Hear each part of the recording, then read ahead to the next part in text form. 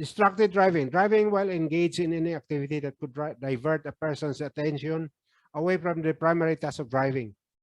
This is also already a law in the Philippines, like the Public Act 10913 or the Anti-Distracted Driver Act. And what are those? Make or receive calls, compose and read text messages while driving, perform calculations, play games, watch videos, browse the internet. Okay, so you're using your cell phone, and there are also objects in front of you on the dashboard that's blocking your vision, things like that.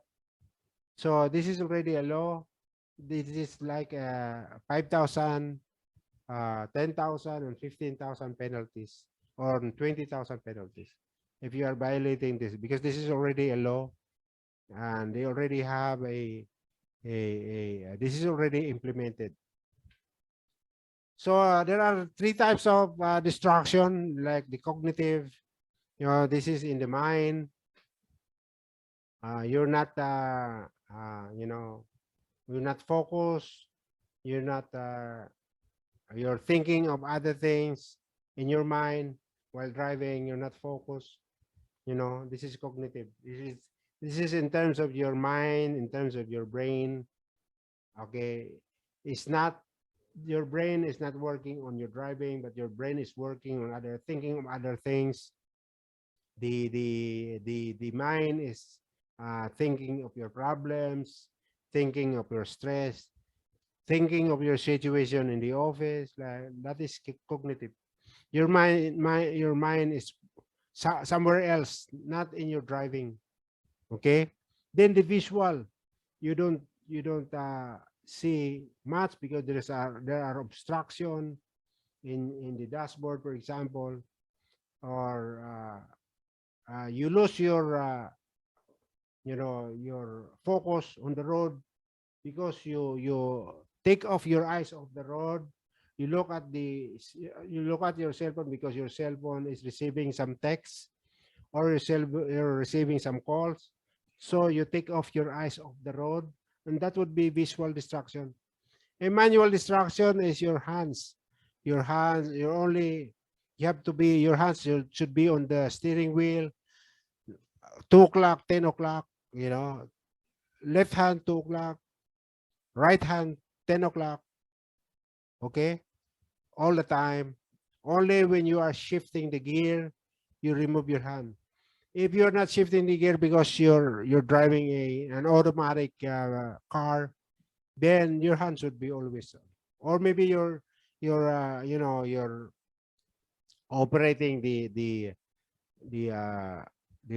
four-way flasher, or operating the windshield wiper, or the something else with regards to operating the vehicle.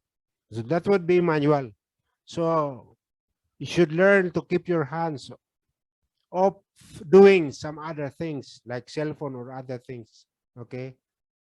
So that would be cognitive, visual, and manual types of distraction. So let's talk again about driving hazards, how you avoid it. You implement the DDC formula, the defensive driving course formula. We always do this when you're doing training or seminar for DDC. Number one is recognize hazards. This is the habit, the usual habit that we're implementing when we're doing a seminar on defensive driving course. Now, recognize hazards. There are already hazards in front of you. Like, for example, a ball rolling. That would be a hazard. Why? Because one child or children are crossing the street, chasing the ball, rolling on the street, and then you recognize the hazard. You see on the side street that the one car is already, the engine is already running. How do you recognize that? You see the exhaust pipe is emitting smoke. There is a smoke emission. So you know already that the engine is running. And anytime that car would be backing out on the street. So you have to anticipate that. That would be recognizing the hazard. You see already a warning signs. It says dangerous bend ahead. So you recognize already. You have to slow down already because there is already a warning sign that says dangerous bend or a falling rocks. Or there's a falling rocks on your left side. Or anytime the rocks will fall. Okay, that's why there's a warning signs that says that. So you recognize that hazard. There's a rain, pouring rain. Suddenly it rains. Okay, so or is hailing or snowing, and you recognize that this is hazard. It means you have to slow down. You have to be prepared. You have to have more focus because there is an impending hazards in front of you. Then understand the defense. What are the defense? Slow down. Slow. Number one defense: slow down. Be focused. Do not do manual distraction or you know, or the other distraction. So understand the defense. You put your vehicle to the low gear. Okay. Because when you are on the high gear, or when you are freewheeling or you're coasting, you call that coasting when you're freewheeling. Then maybe the brake will not will not work. Okay, or you're going to have a burned brakes, brake shoes or brake pads, and the brakes will not be effective anymore. So you have to understand that, understand the defense, act correctly and timely. What would be, you have a long stopping distance, then you have to recognize early, okay, anticipate early the hazard, and then act correctly and timely, and then put the gears in the low gear. Let's say, for example, you have a 6 gear trucks. Oh, you're on the 6th gear, or you're on high gear or low gear, or rather high gear. Then you put it in the low gear, or maybe on the 4th gear, on the 3rd gear, on the 2nd gear, and then etc. Okay, and that would be RUA: recognize hazards, understand the defense accurately and timely. That would be the DDC formula. DDC collision prevention formula: recognize the hazard. Scanning, you have to scan. Or don't lose focus on the road. Or don't you put your eyes off the road. Past, present, future. Look in the past, look in the present, and future. Use what if strategy. What if the car suddenly appear in front of you? What if a pedestrian appear in front of you? What if the car will skid? What if there will be suddenly there will be speed bumps in front? What if a roll will be rolling in front?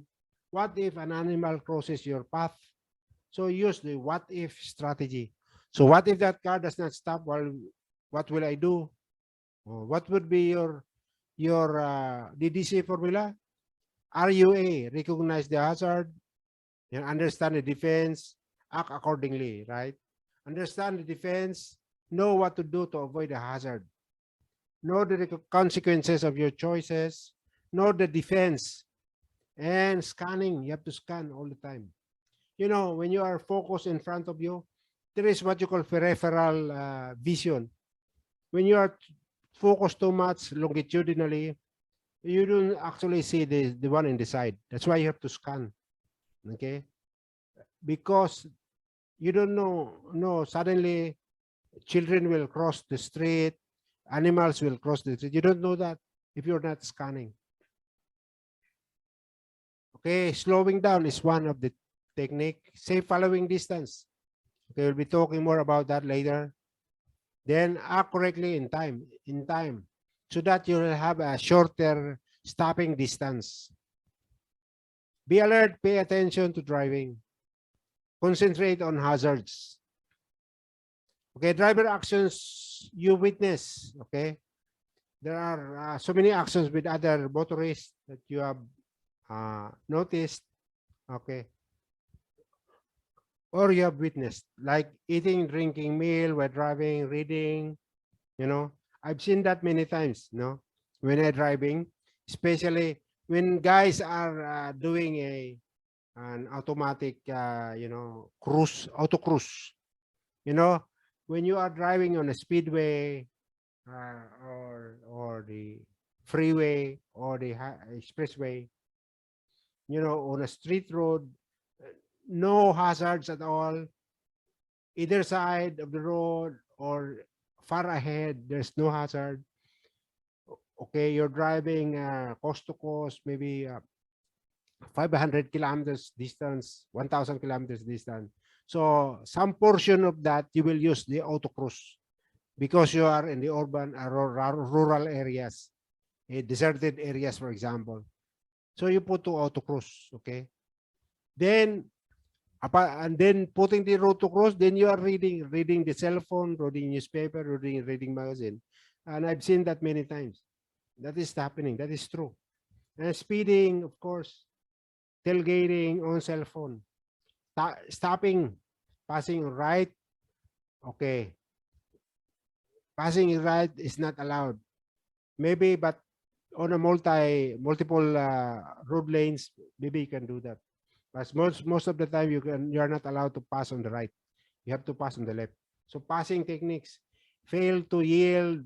You're not yielding to pedestrians. You're not yielding to other drivers, and they have the right of way, but you're not yielding to them. Like for example, you are entering the roundabouts. You have to yield to drivers already inside the roundabouts, so you have to yield. Driving aggressively, sleeping, okay. So do not try to to maintain your your minds that to be awake, but you are already experience drowsiness, so you have to park safe parking area, then get some sleep. At least 30 minutes is already a good sleep. Then you can go back driving again on the road. The signal kept on. Okay, this will confuse other drivers if your signal is still on. Okay, when you are, for example, you are changing lanes, shifting lanes. Okay, after shifting the lanes, your signal is still on. Then the drivers, following you will be confused whether you're still going, you're still shifting lanes or you're what. So this will confuse everyone.